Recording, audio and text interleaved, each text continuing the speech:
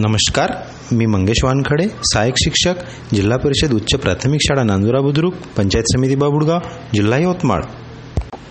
आता आपण ऐकणार आहोत वर्ग 5वीची कविता पुस्तके. कविता सादर करणार आहे कुमारी सारिका ठाकरे, सहाय्यक शिक्षिका, जिल्हा परिषद उच्च प्राथमिक शाळा खर्डा, पंचायत समिती बाबुळगाव, जिल्हा यवतमाळ. बरं का मुलांनो, पुस्तके आणि विद्यार्थी यांचे अतूट नाते असते.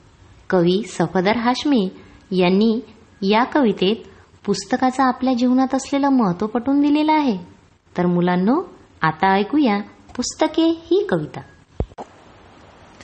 पुस्तक सांगतात गोष्टी युगायुगांच्या, मानसाच्या जगाच्या, वर्तमानाच्या, भूतकाळाच्या, एकेका क्षणांच्या, जिंकल्यांच्या हरल्यांच्या, प्रेमाच्या कटुतेच्या.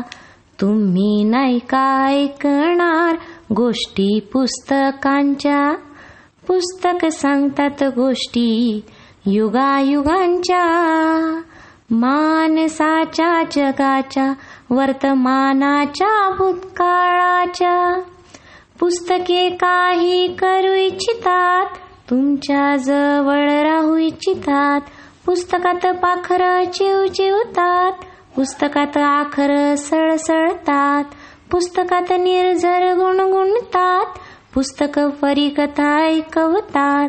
पुस्तकात रॉकेटचं तंत्र आहे, पुस्तकात विज्ञानाचा मंत्र आहे. पुस्तकाची दुनिया न्यारी आहे, ज्ञानाची उत्तुंग भरारी आहे. तुम्हाला नाही का जायचं पुस्तकांच्या विश्वात. पुस्तक काही सांगू इच्छितात, तुमच्या जवळ राहू इच्छितात, तुमच्या जवळ राहू इच्छितात. पुस्तक सांगतात गोष्टी युगायुगांच्या, मानसाच्या जगाच्या, वर्तमानाच्या, भूतकाळाच्या.